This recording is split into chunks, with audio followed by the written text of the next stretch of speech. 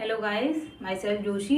स्वागत है आपका आपके अपने YouTube channel let's crack CSI and net पर। ठीक है, तो आज हम बात करेंगे। हमने क्या देखा था? अमीनो एसिड्स के बारे में देखा। स्टैंडर्ड अमीनो कौन से होते हैं और इनके अंदर क्या कैरेक्टर्स प्रेजेंट होते हैं।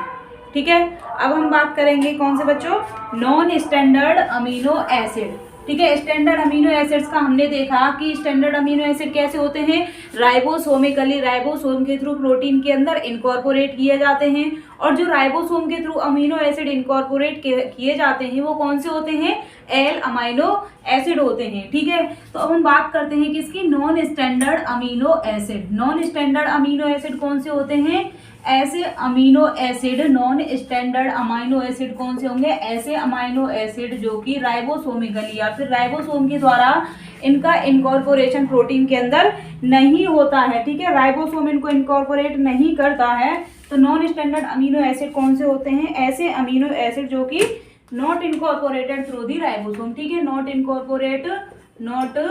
इनकॉर्पोरेटेड मतलब कि इनको प्रोटीन के अंदर जो चेन होती है, प्रोटीन की चेन होती है, इनका जो इनकॉर्पोरेशन होता है वो राइबोसोम के थ्रू नहीं किया जाता है। Not incorporated through ribosome. ठीक है, राइबोसोम के द्वारा इनका इनकॉर्पोरेशन नहीं होता है। ठीक है, राइबोसोम इनको इनकॉर्पोरेट नहीं करता है। ठीक है, ना ही ये प्रोटीनोजेनिक होते हैं। नॉट प्रोटीनोजेनिक, क्योंकि प्रोटीन की सिंथेसिस में, जब प्रोटीन की सिंथेसिस होती है तो जो अमाइनो एसिड प्रोटीन की चेन में ऐड किए जाते हैं, ठीक है, उन्हें हम कहते हैं स्टैंडर्ड अमाइनो एसिड या फिर प्रोटीनोजेनिक अमाइनो एसिड। जबकि ये क्या होते हैं? नॉन प्रोटीनोजेनिक होते हैं। नॉट प्रोटीनोजेनिक मतलब कि प्रोटीनोजेनिक ये नहीं होते हैं।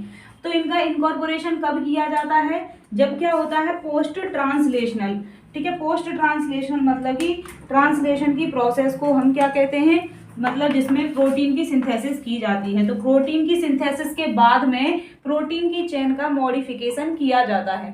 ठीक है, तो मॉडिफिकेशन पोस्ट ट्रांसलेशन मतलब कि ट्रांसलेशन होने के बाद में प्रोटीन की चेन का मॉडिफिकेशन किया जाता है, इसलिए इसको क्या कहेंगे? Post translational. ठीक है, पोस्ट ट्रांसलेशन मॉडिफिकेशन प्रोटीन की सिंथेसिस हो गई। अब प्रोटीन की सिंथेसिस होने के बाद में प्रोटीन की चेन जो है वो अमीनो एसिड की जो चेन है उसका मॉडिफिकेशन किया जाता है। तो जो नॉन स्टैंडर्ड अमीनो एसिड होते हैं ये क्या होते हैं? पोस्ट ट्रांसलेशनल मॉडिफिकेशन में क्या होते हैं? पार्टिसिपेट करते हैं। इनका यूज किया जाता है, पार्टिसिपेट करते हैं। ठीक है, और इनको इनकॉर्पोरेट किया जाता है। ठीक है, इनकॉर्पोरेट किया जाता है। तो नॉन स्टैंडर्ड अमीनो एसिड का किसके अंदर? पोस्ट ट्रांसलेशनल मॉडिफिकेशन में इनका यूज किया जाता है। ठीक है, और ये क्या होते हैं? कुछ मेटाबॉलिक जो पाथवे होते हैं उनके अंदर इंटरमीडिएट मतलब कि बीच में इनका क्या किया जाता है? यूज किया जाता है। इंटरमीडिएट होते हैं। ठीक है, इंटरमीडिएट होते हैं इन मेटाबॉलिक पाथवे उनके अंदर क्या होते हैं? ये इंटरमीडिएट होते हैं, बीच में इनको इनकॉर्पोरेट किया जाता है। ठीक है, जैसे एजासेरिन हो गया आपका, किसके अंदर? यूरिया साइकिल में इसको यूज किया जाता है। तो देखिए नॉन स्टैंडर्ड अमीनो एसिड कितने हैं? जो बाकी के आपके 22 अमीनो एसिड हैं। ठीक है, 22 अमीनो एसिड्स के अलावा जो बाकी के अमीनो एसिड हैं, ठीक है, 22 अमीनो एसिड्स के अलावा, 22 के अलावा जो है, 22 के अलावा जो रेस्ट ऑफ अमीनो एसिड हैं वह कौन से हैं आपके? Non standard amino acid. ठीक है, 22 तो आपके स्टैंडर्ड हैं, प्रोटीनोजेनिक है, प्रोटीन की सिंथेसिस में पार्टिसिपेट करते हैं। इनके अलावा जो अमीनो एसिड हैं उन्हें क्या कहेंगे हम? Non standard amino acid. Non standard amino acid. तो ये अमीनो एसिड क्या होते हैं? राइबोसोम के थ्रू डायरेक्टली प्रोटीन की चेन में इनका इनकॉर्पोरेशन नहीं होता है, जबकि इनको क्या किया जाता है? पोस्ट ट्रांसलेशनल मॉडिफिकेशन के थ्रू किया जाता है। तो अब कौन कौन से हैं देखिए, हम यहाँ पे एग्जाम्पल लिखते हैं, यहाँ लिख देती हूँ। ठीक है, आपका कौन कौन से हो गए जो नॉन स्टैंडर्ड हैं? 4 हाइड्रोक्सी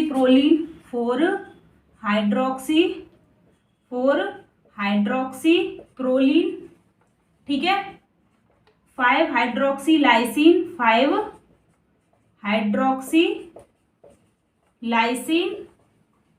गामा कार्बोक्सी ग्लूटामेट। ये क्या है? ब्लड क्लॉटिंग फैक्टर है, ठीक है। तो देखिए 4 hydroxylysine 5 hydroxy 4 hydroxy proline 5 hydroxylysine gamma carboxy glutamate, ये क्या है, ब्लड क्लॉटिंग फैक्टर है, प्रोटीन प्रोथ्रोम्बिन के अंदर पाया जाता है। डेस्मोसिन, डेस्मोसिन क्या है आपका, लाइसिन का डेरिवेटिव है। N acetylserine N formyl methionine, ठीक है, एन एसिटिलसेरिन और N formyl methionine, desmosine desmosine N acetylserine N acetylserine और कौन सा है आपका N formyl methionine. 4 hydroxy proline क्या है बच्चों आपका, 4 हाइड्रोक्सी प्रोलिन है, प्रोलिन का डेरिवेटिव। 5 हाइड्रोक्सी लाइसिन है, किसका, लाइसिन का डेरिवेटिव। गामा कार्बोक्सी ग्लूटामेट किसके अंदर पाया जाता है, प्रोथ्रोम्बिन प्रोटीन के अंदर। प्रोथ्रोम्बिन क्या कौन सी है, ये ब्लड क्लॉटिंग प्रोटीन है, ठीक है। 4 हाइड्रोक्सी प्रोलिन किसका डेरिवेटिव है, प्रोलिन का है। प्रोलिन क्या है आपका, अमाइनो एसिड है, ठीक है। 5 हाइड्रोक्सी लाइसिन किसका है, लाइसिन का डेरिवेटिव है। लाइसिन को मॉडिफाई करके 5 हाइड्रोक्सी लाइसिन बनाया गया है आपका। गामा कार्बोक्सी ग्लूटामेट, ये किसमें प्रेजेंट होता है, ये आपका प्रोथ्रोम्बिन प्रोटीन। प्रोथ्रोम्बिन प्रोटीन हम कहाँ पढ़ेंगे, ह्यूमन फिजियो के अंदर, आपका जो ब्लड का पोर्शन होगा वहां पर पढ़ेंगे, ठीक है, ब्लड के अंदर पढ़ेंगे। गामा कार्बोक्सी ग्लूटामेट किसके अंदर होगा, ब्लड क्लॉटिंग प्रोटीन प्रोथ्रोम्बिन के अंदर पाया जाता है। डेस्मोसिन किसका डेरिवेटिव होता है, ये लाइसिन का डेरिवेटिव होता है। एन एसिटिलसेरिन एन फॉर्माइल मैथ्योनिन, ये क्या है, नॉन स्टैंडर्ड अमीनो एसिड हैं जो कि पोस्ट ट्रांसलेशनल मॉडिफिकेशन के थ्रू बनाए गए हैं, ठीक है।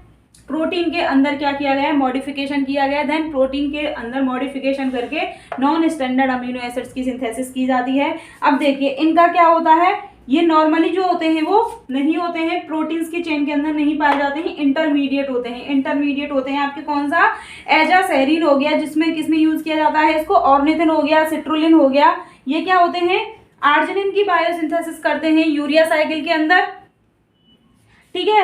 और एजासेरिन क्या है, नॉन स्टैंडर्ड अमीनो एसिड है जो कि एंटीबायोटिक की तरह यूज किया जाता है। तो देखिए ऑर्निथिन और सिट्रुलिन किसमें यूज किए जाते हैं, आपके इंटरमीडिएट की, देखिए यहाँ पे लिख रहे हैं ना, इंटरमीडिएट होते हैं। इंटरमीडिएट मतलब कि मेटाबॉलिक पाथवे होते हैं, जैसे कि पाथवे यूरिया साइकिल हो गया जिसमें यूरिया की सिंथेसिस की जाती है, ठीक है। बहुत सारे पाथवे होते हैं, क्रेब्स साइकिल हो गया, ग्लाइकोलाइसिस हो गई। तो अलग अलग पाथवे के अंदर जिनमें intermediate non standard amino acids की अलग अलग पाथवेज में सिंथेसिस की जाती है। तो यहाँ पर हम देख रहे हैं यूरिया साइकिल के अंदर, तो यूरिया साइकिल के अंदर ऑर्निथिन एंड सिट्रुलिन, ऑर्निथिन और सिट्रुलिन की सिंथेसिस कहाँ की जाती है, यूरिया साइकिल के अंदर, ठीक है। यूरिया साइकिल में इनकी सिंथेसिस की जाती है। और इसके साथ में क्या है, एजासेरिन, ठीक है, एजासेरिन क्या है, नॉन स्टैंडर्ड अमाइनो एसिड है, ठीक है, नॉन स्टैंडर्ड अमाइनो एसिड है एजासेरिन। तो यहाँ तक कोई दिक्कत आपको, नॉन स्टैंडर्ड अमाइनो एसिड जो कि प्रोटीन की चेन के अंदर इनकॉर्पोरेट नहीं किए जाते हैं राइबोसोम के थ्रू, तो उन्हें क्या कहेंगे हम, नॉन स्टैंडर्ड अमाइनो एसिड कहेंगे। 22 जो अमाइनो एसिड है, इनके अलावा रेस्ट ऑफ जो अमीनो एसिड है वो आपके कौन से हैं, नॉन स्टैंडर्ड अमाइनो एसिड है। तो इनका किस में यूज किया जाता है, कुछ साइकिल्स होते हैं, मेटाबॉलिक पाथवे होते हैं, उनमें इंटरमीडिएट की तरह यूज किए जाते हैं, पोस्ट ट्रांसलेशनल मॉडिफिकेशन के थ्रू बनाए जाते हैं, जैसे कि आपका हो गया 4 hydroxy proline 5 hydroxylysine gamma carboxy glutamate, desmosine हो गया N acetylserine N formyl methionine, ठीक है। इंटरमीडिएट जो होते हैं ऑर्निथिन सिट्रुलिन एंड एजासेरिन। यहाँ तक कोई दिक्कत आपको। अब हम देखेंगे आपके स्टॉप कोडन जो होते हैं कौन से होते हैं, सेलेनोसिस्टीन और पायरोलाइसिन, क्योंकि हमने 20 अमाइनो एसिड तो वहां पर देख लिए। सेलेनोसिस्टीन क्या होता है, सेलेनोसिस्टीन जो है वो सिस्टीन के जैसी होता है स्ट्रक्चर, इसकी खुद का इसके पास में क्या होता है, कोडॉन होता है, टीआरएनए होता है।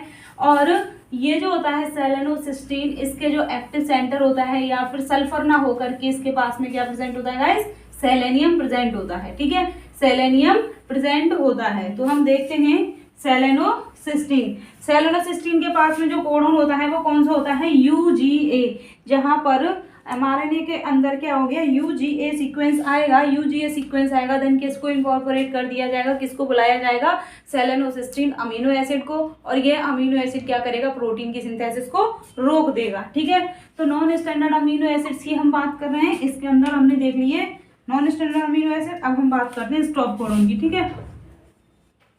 स्टॉप कोडॉन कौन कौन से हैं आपके, स्टॉप कोडॉन है आपका 21 जो है वो 21वां नंबर का है आपका, कौन सा है, सेलेनोसिस्टीन। कौन सा है गाइस, सेलेनोसिस्टीन, सिस्टीन, ठीक है। सेलेनोसिस्टीन के पास में सल्फर नहीं होकर के क्या पाया जाता है, इसके पास में सेलेनियम ग्रुप प्रेजेंट होता है, ठीक है। सेलेनियम प्रेजेंट होता है इसके पास में। नॉर्मली इसकी जो स्ट्रक्चर होती है वो किसकी जैसी होती है, सिमिलर होता है, सिमिलर होता है सिस्टीन के, सिमिलर होता है सिस्टीन के जैसा ही ये होता है। इसके पास में सेलेनियम पाया जाता है, सिस्टीन के जैसा ही होता है। और इसका जो कोडोन होता है वो कौन सा होता है, UGA कोडोन होता है, ठीक है। UGA जब कोडोन आएगा, UGA जब क्या होगा, अमाइनो एसिड का UGA न्यूक्लियोटाइड सीक्वेंस जब आएगा तो किसको, अमाइनो एसिड को इनकॉर्पोरेट किया जाएगा प्रोटीन की चेन में, सेलेनोसिस्टीन। सेलेनोसिस्टीन क्या कर देगा, प्रोटीन की सिंथेसिस ब्लॉक कर देगा। UGA क्या है, ये कोडोन है, कौन सा, स्टॉप कोडोन। ये कोडोन कौन सा है, स्टॉप कोडोन है, ठीक है।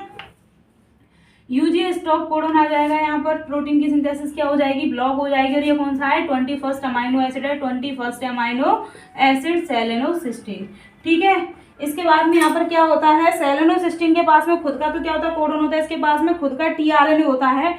खुद का क्या होता है, tRNA होता है। एंटी कोडोन जो होता है, इस कोडोन के जो एंटी कोडोन होगा उसके पास में कौन सा सीक्वेंस होता है, UCA सीक्वेंस होता है, ठीक है। और ये जो इसका UCA जो एंटी कोडोन होता है tRNA के पास में, देखिए एंटी कोडोन क्या होता है, जैसे कि ये mRNA है, mRNA के पास में एक पर्टिकुलर कोडोन है, mRNA के पास में कोई पर्टिकुलर कोडोन है, इसके अपोजिट कोडोन होगा किसके पास में, tRNA की यहाँ पर क्या होती है, पॉकेट होती है। इसके पास में क्या होता है, एंटी कोडोन होता है। एंटी कोडोन को ये tRNA क्या करेगा, रिकॉग्नाइज करेगा।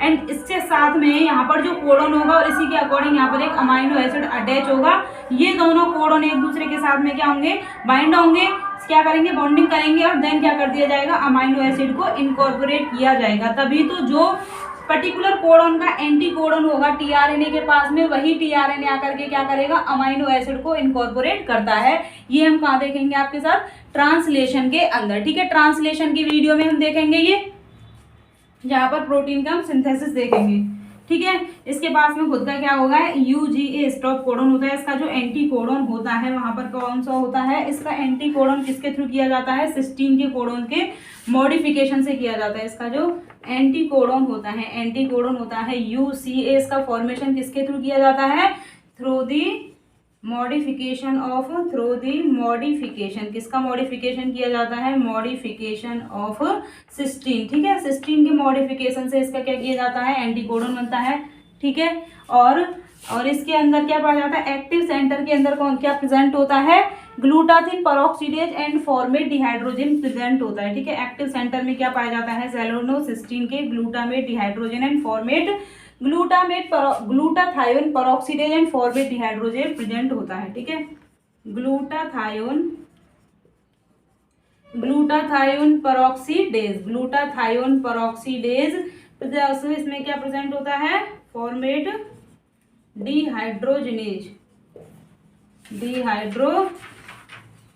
Glutathione peroxidase and format dehydrogenase क्या होता है, सेलेनोसिस्टीन के एक्टिव सेंटर के अंदर प्रेजेंट होता है, ठीक है। इसके पास में कौन सा कोडोन होता है, UGA क्या होता है, सेलेनोसिस्टीन के पास में कोडोन होता है। एंटी कोडोन पूछे तो कोई क्या होता है, UCA। ये हो गया सेलेनोसिस्टीन। 21st क्या है, स्टॉप कोडोन है आपका। सेलेनोसिस्टीन के पास में सल्फर ना होकर के क्या प्रेजेंट होता है, सेलेनियम ग्रुप पाया जाता है। सिस्टीन के जैसे इसकी स्ट्रक्चर सिमिलर होती है। कोडोन कौन सा होता है, इसके पास में सीक्वेंस UGA होता है, ये स्टॉप कोडोन होता है, ठीक है। एंटी कोडोन होता है आपका UCA होता है। इसका UCA को किसके मॉडिफिकेशन से बनाया जाता है, सिस्टीन के मॉडिफिकेशन से बनाया जाता है।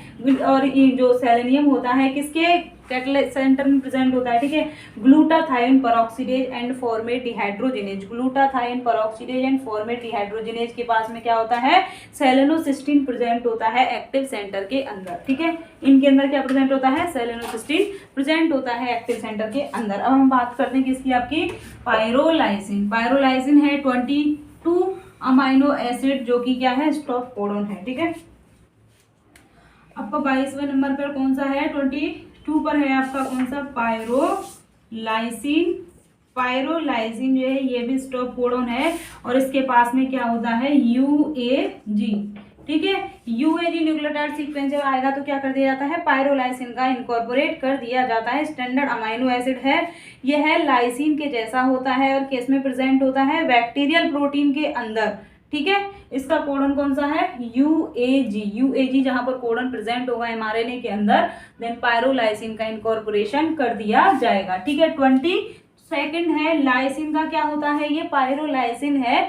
लाइसिन क्या होता है, सिमिलर होता है लाइसिन के जैसा, और किसमें पाया जाता है, कुछ बैक्टीरिया जो होते हैं, ठीक है, बैक्टीरिया जो होते हैं, बैक्टीरियल प्रोटीन होते हैं, उनके अंदर प्रेजेंट होता है। तो पायरोलाइसिन किसके जैसा होता है गाइस, सिमिलर होता है किसके, लाइसिन के, लाइसिन के सिमिलर होता है। और ये किसके अंदर प्रेजेंट होता है, कुछ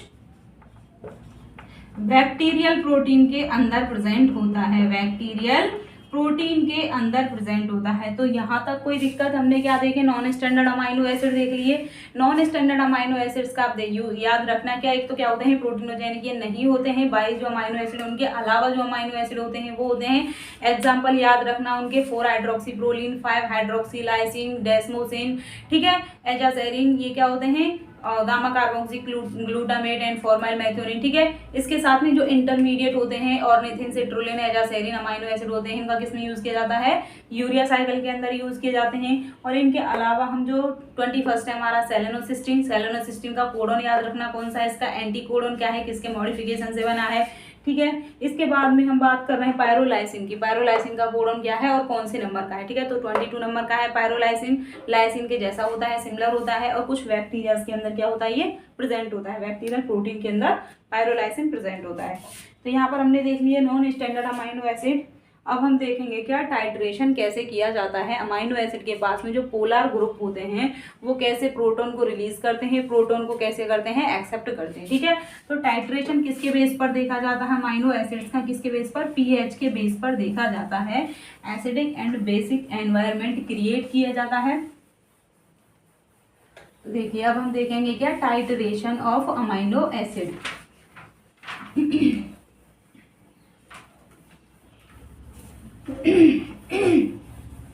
तो देखिए एसिडिक इन्वायरमेंट होगा तो वहां पर क्या होगा, H+ आयन की कंसंट्रेशन ज्यादा होगी और पीएच क्या होगी, कम होगी।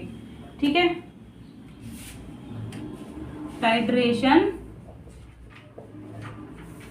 Titration of amino acid. तो देखिए अमाइनो एसिड के पास में 2 पोलर ग्रुप होते हैं, कितने होते हैं, 2 पोलर ग्रुप प्रेजेंट होते हैं अमाइनो एसिड के पास में। कौन से होते हैं, एक तो हो गया आपका कार्बोक्सिल ग्रुप हो गया, कार्बोक्सिल ग्रुप हो गया, और एक कौन सा हो गया आपका अमीनो ग्रुप हो गया। ठीक है। अमीनो ग्रुप हो गया। अब ये जो ग्रुप होते हैं इनका टाइट्रेशन किया जाता है on the basis of pH. ठीक है। जब हम पीएच और H+ आयन का क्या होता है, पीएच और H+ आयन का क्या होता है, इनवर्स रिलेशन होता है। जब हम पीएच इंक्रीज करेंगे, पीएच हम क्या करते जाएंगे, इंक्रीज करते जाएंगे, तो जो पोलर ग्रुप हैं ये क्या करते हैं, H+ आयन को क्या करेंगे, रिलीज करते जाएंगे, H+ आयन को रिलीज करते जाएंगे। तो सबसे पहले हम पीएच इंक्रीज करेंगे तो जो कार्बोक्सिल ग्रुप होता है, कार्बोक्सिल ग्रुप होता है, यह सबसे पहले क्या करता है, अपना H+ डोनेट करता है, रिलीज कर देता है। ठीक है। H+ ये निकाल देगा और खुद किस कंडीशन में आ जाएगा, COO नेगेटिव की कंडीशन में आ जाएगा। ठीक है। ये जब कंडीशन होगी जब हमारे पास में ओनली 2 ही पोलर ग्रुप हैं, 2 ही पोलर ग्रुप होंगे, एक से ज्यादा पोलर ग्रुप कब प्रेजेंट होंगे। तो देखिए नॉर्मली अमाइनो एसिड की स्ट्रक्चर कैसी होती है गाइस, हमारे पास ये होता है आपका कार्बन अल्फा, यहाँ पर होता है प्रोटॉन, यहाँ पर क्या हो गया आपका अमीनो ग्रुप। ठीक है। और यहाँ पर होता है आपका कार्बोक्सिल ग्रुप। तो यहाँ पर क्या है, ये एसिडिक एनवायरनमेंट है जिसके अंदर H+ आयन की कंसंट्रेशन क्या है, यहाँ पर इंक्रीज है, हाई है, और पीएच क्या है, लेस है। मतलब कि यहाँ पर पीआई जो है वो ज्यादा है और पीएच क्या है, कम है। तो पीआई यहाँ पर क्या है, ग्रेटर देन है किससे, पीएच से। तो जब ये कंडीशन होगी तो यहाँ पर COOH अपना प्रोटॉन लूज नहीं करेगा। तो इस कंडीशन में पीआई जब क्या होगी, ज्यादा होगी पीएच से, तो यहाँ पर कौन सा चार्ज होगा अमाइनो एसिड के पास में, क्योंकि यहाँ पर क्या होगा, अभी अमाइनो एसिड के पास में पॉजिटिव चार्ज होगा। ठीक है। अब हम क्या करेंगे, पीएच इंक्रीज करेंगे, पीएच हम इंक्रीज करेंगे। पीएच जब इंक्रीज करेंगे तो सबसे पहले कौन लूज करेगा अपना प्रोटॉन, COOH, मतलब कि कार्बोक्सिल ग्रुप अपना प्रोटॉन लूज करके किस कंडीशन में आ जाएगा, COO नेगेटिव। COO नेगेटिव जब कंडीशन में आएगा, ये हो गया इनका अल्फा कार्बन। ठीक है। अमाइनो ग्रुप, एंड ये हो गया नॉर्मली हम किसकी स्ट्रक्चर देख रहे हैं, यहाँ पर देखिए नॉर्मली हम देख रहे हैं ग्लाइसिन ले लेते हैं। ठीक है। ग्लाइसिन की देख रहे हैं क्योंकि इसके पास में कोई भी साइड चेन में पोलर ग्रुप नहीं प्रेजेंट है, सिंपल साइड चेन है। ठीक है। उसके बाद में हम एक ऐसा एग्जांपल देखेंगे जिसकी साइड चेन में क्या है, पोलर ग्रुप है। हमने देखे थे ना अमाइनो एसिड को साइड चेन के बेस पर नॉन पोलर, जिनके पास में कोई भी क्या नहीं है, पोलर ग्रुप नहीं है। नॉन पोलर कौन कौन से थे आपके, गलिविटी, एमपीपी, ठीक है। उसके साथ में हमने देखे थे पोलर लेकिन अनचार्ज है, कोई भी चार्ज नहीं है, वो कौन कौन से थे, एसटीसी, एटीजी।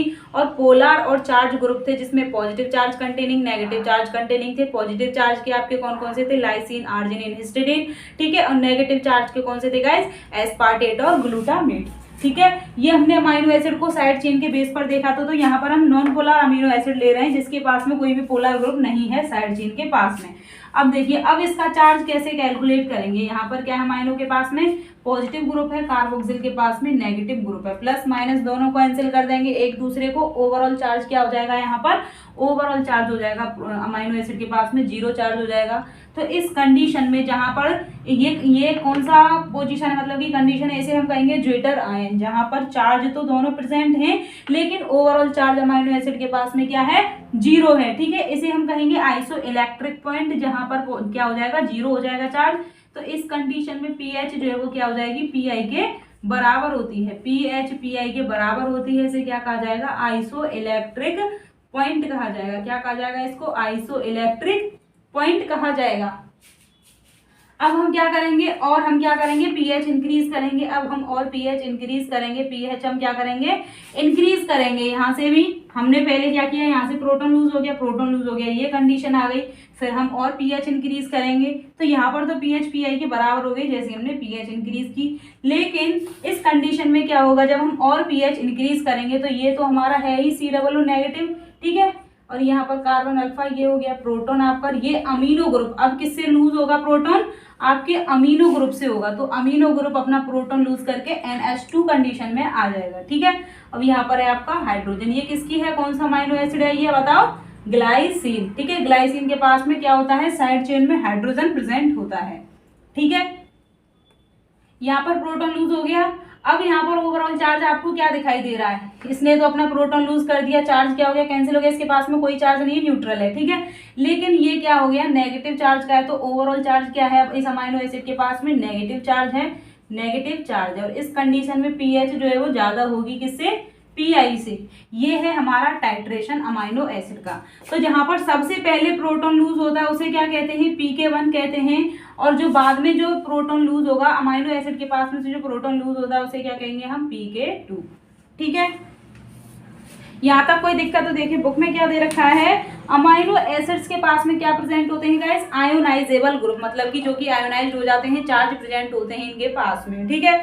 तो ये जो होते हैं आयनिक फॉर्म जो होती है डिपेंड करती है किसके ऊपर, पीएच के ऊपर डिपेंड करती है। अमीनो एसिड्स की जो स्ट्रक्चर होती है, अल्फा अमीनो ग्रुप होता है, अल्फा कार्बोक्सिल ग्रुप होता है। जब बेस के अंदर इनको रखा जाता है तो सबसे पहले हम देखेंगे कार्बोक्सिल ग्रुप क्या होता है, अनचार्ज होता है। कार्बोक्सिल ग्रुप क्या होगा, अनचार्ज होगा, इसके पास में बहुत ज्यादा क्या है, चार्ज है। H+ आयन क्या है, ज्यादा है। पीएच क्या है इसके पास में, कम है, ठीक है। स्ट्रॉन्गली जब एसिडिक सॉल्यूशन होगा, स्ट्रॉन्गली एसिडिक सॉल्यूशन के अंदर क्या होगा, पीएच कम होगी, पीआई क्या होगा, ज्यादा होगा। H+ आयन की कंसंट्रेशन देखिए यहाँ लिख देती हूँ। स्ट्रॉन्गली जो एसिडिक सॉल्यूशन होगा उसके पास में H+ आयन क्या होंगे, ज्यादा होंगे, ठीक है। स्ट्रॉन्गली एसिडिक एनवायरनमेंट के अंदर क्या होगा, H+ क्या होंगे, ज्यादा होंगे। पीएच क्या होगी, लेस होगी, या फिर क्या होगा, पीआई जो है वो ज्यादा होगा किससे, पीएच से, ठीक है। बेसिक होगा तो क्या होगा, H+ आयन क्या होंगे, कम होंगे, पीएच जो है वो ज्यादा होगी, पीआई क्या होगा, लेस होगा पीएच से, ठीक है।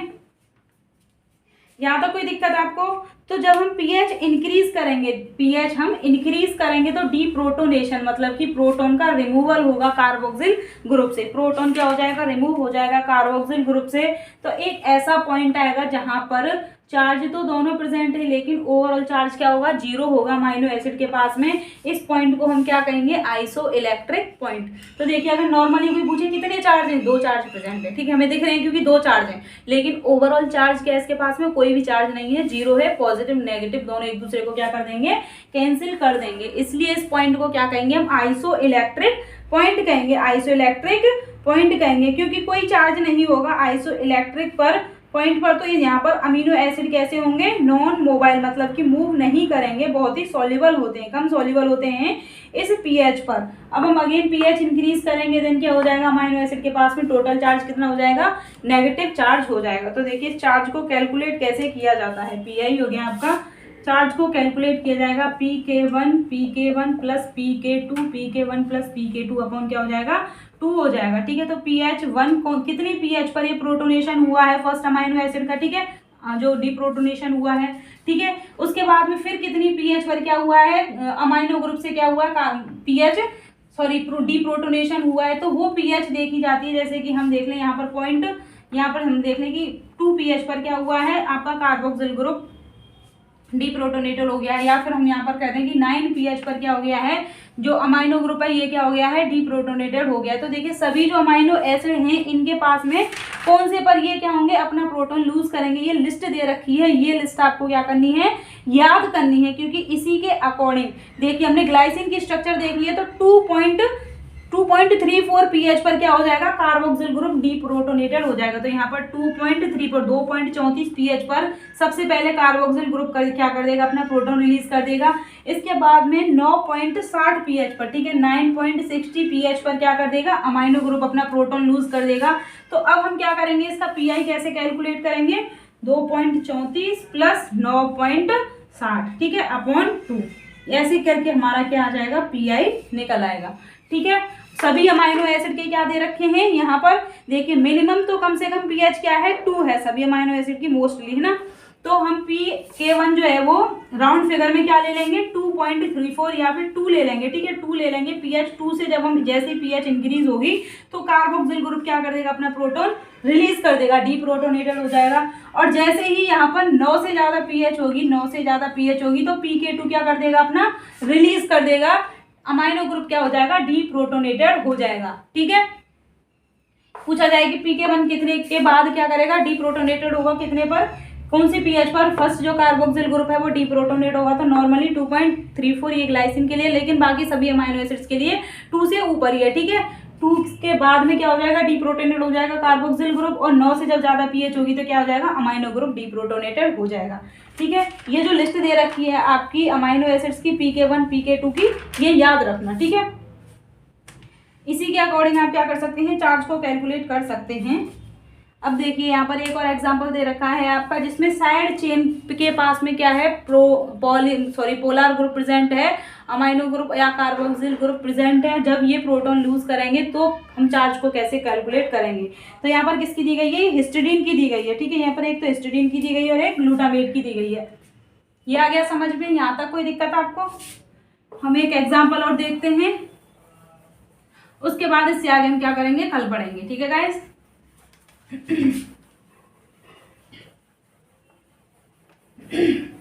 अब हम क्या देखेंगे, ग्लूटामेट, क्योंकि ग्लूटामेट के पास में क्या है, एस्पार्टेट, और ग्लूटामेट इनके पास में क्या प्रेजेंट है, नेगेटिव साइड चेन है, मतलब कि इनके पास में क्या है, कार्बोक्सिल ग्रुप प्रेजेंट होगा इनकी साइड चेन के अंदर।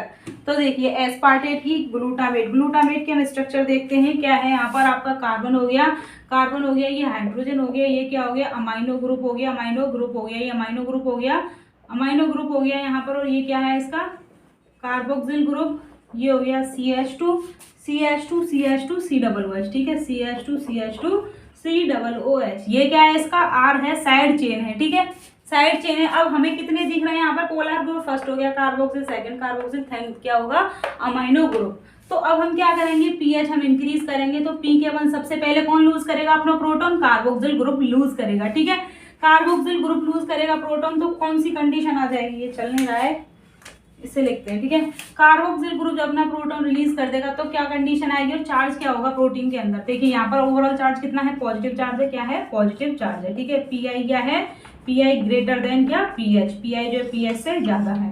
ठीक है, इसके बाद में हम क्या करेंगे, पीएच हम इंक्रीज करेंगे, पीएच क्या करेंगे, इंक्रीज करेंगे, तो अल्फा कार्बन ये आएगा आपका अमाइनो ग्रुप हो गया, और यहाँ पर क्या आ जाएगा, COO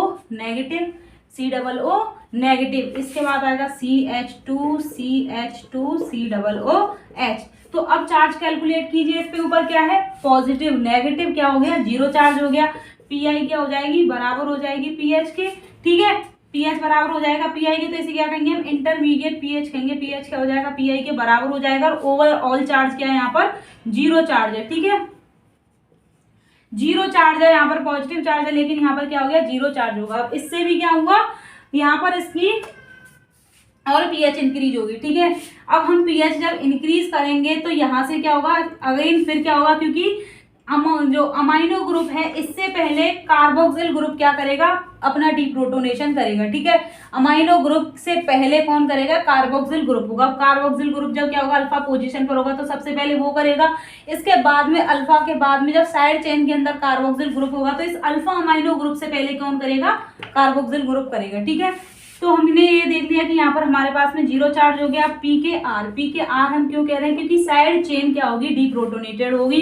तो अब हम पीएच और इंक्रीज करेंगे, पीएच और इंक्रीज होगी तो क्या हो जाएगी, ये तो COO नेगेटिव है ही, ये हो गया C अल्फा प्रोटॉन, ठीक है। अमाइनो ग्रुप हो गया CH2 और ये हो गया डीप्रोटोनेटेड COO नेगेटिव। अब चार्ज कैलकुलेट करो, पॉजिटिव और नेगेटिव क्या हो गया 0 हो गया यहाँ पर, लेकिन एक नेगेटिव है, ठीक है।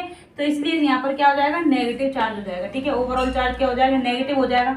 अभी यहाँ पर भी क्या है प्रोटॉन प्रेजेंट है, फिर से क्या होगा पीएच इंक्रीज की जाएगी, तो इसे कहेंगे Pk2, पीएच क्या होगी इंक्रीज होगी। अब पीएच इंक्रीज होगी तो यहाँ से भी क्या हो जाएगा डीप्रोटोनेशन हो जाएगा, तो COO negative CH amino group, ठीक है CH2 COO नेगेटिव। अब यहाँ पर आप क्या कीजिए चार्ज को कैलकुलेट कीजिए, नेगेटिव तो ये कितना हो गया -2, ठीक है -2 हो गया, ठीक है -2 चार्ज हो गया। तो देखिए यहाँ पर दे रखा है आपका माइनस नेगेटिव चार्ज है, ये क्या है -1 है, और फिर क्या हो जाएगा और ज्यादा हम पीएच इंक्रीज करेंगे तो क्या हो जाएगा गाइस -2 चार्ज हो जाएगा। ये है आपका टाइट्रेशन। ऐसे ही किसका दे रखा है हिस्टिडीन का दे रखा है। तो देखिए ग्लूटामिक एसिड का जो टाइट्रेशन दे रखा है 2 कार्बोक्सिल ग्रुप में जिसमें इन्होंने 2.91, 2.19 और 4.25 ये किसके देखे हैं कार्बोक्सिल ग्रुप के लिए देखा है इन्होंने पीआई, ठीक है pKa वैल्यू पर। ऐसे यहाँ पर हिस्टिडीन के लिए दे रखा है ओवरऑल चार्ज कैसे कैलकुलेट करेंगे। तो देखिए यहाँ पर क्या है +1 चार्ज है, यहाँ पर 0 चार्ज है, यहाँ पर -1 है, यहाँ पर क्या हो गया -2 चार्ज हो गया। तो यहाँ पर हमने चार्ज क्या कर लिया काउंट कर लिया।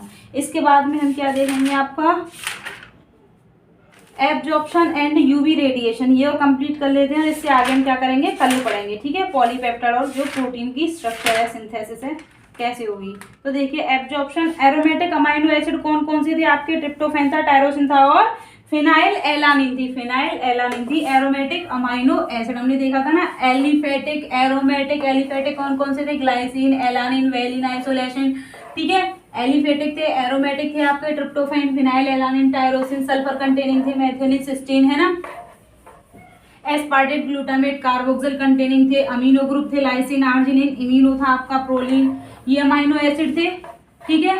इसके बाद में हम क्या देखेंगे एब्जॉर्प्शन अमाइनो एसिड का। तो एब्जॉर्प्शन जो होता है यूवी रेडिएशन को सबसे ज्यादा कौन एब्जॉर्ब करता है, एब्जॉर्प्शन जो है वो कितना है अमाइनो एसिड का। एरोमेटिक अमाइनो एसिड आपके कौन कौन से हैं, फिनाइल एलानिन हो गया, फिनाइल एलानिन हो गया, टायरोसिन हो गया, और क्या हो गया ट्रिप्टोफान, ठीक है ट्रिप्टोफान। तो फिनाइल एलानिन का सबसे कम होता है एब्जॉर्प्शन जो होता है, जबकि सबसे ज्यादा होता है आपके किसका ट्रिप्टोफान का क्या होता है सबसे ज्यादा होता है जो अमाइनो एसिड्स की एब्जॉर्बेंस होता है, यूवी रेडिएशन को जो एब्जॉर्ब करता है, ठीक है। तो फिनाइल एलानिन कितना करता है आपका 257, ठीक है 257.4 नैनोमीटर, 257.4 नैनोमीटर अमाइनो एसिड को कौन यूवी रेडिएशन को कौन एब्जॉर्ब करेगा फिनाइल एलानिन, ठीक है। इस वैल्यू पर क्या करता है एब्जॉर्ब करता है। टायरोसिन करता है 274 और जो ट्रिप्टोफैन होता है यह करता है 279.8 नैनोमीटर पर, और जो टायरोसिन होता है वह 6 नैनोमीटर। तो देखिए यूवी रेडिएशन का जो एब्जॉर्प्शन होता है वो कितनी वेवलेंथ पर किया जाता है, फिनाइल एलानिन करता है इनको 257.4 नैनोमीटर वेवलेंथ पर क्या करता है यूवी रेडिएशन का एब्जॉर्प्शन करता है। ये क्या है सारे कितने हैं ये एरोमेटिक अमाइनो एसिड हैं। टायरोसिन करता है 274.6 नैनोमीटर पर, ट्रिप्टोफैन करता है 279.8 नैनोमीटर पर। तो सबसे ज़्यादा एब्जॉर्प्शन देखा जाए तो ऊपर से नीचे क्या हो रहा है, ये इंक्रीज हो रहा है, फिनाइलएलानाइन देन टायरोसिन देन क्या हो गया, ट्रिप्टोफैन हो गया। ठीक है, इंक्रीजिंग या बढ़ती क्रम में जब पूछा जाए तो। यहाँ तक कोई दिक्कत गाइज? इससे आगे हम क्या करेंगे, कल पढ़ेंगे। वीडियो अच्छा लगा हो तो लाइक करें एंड शेयर करें। Thank you.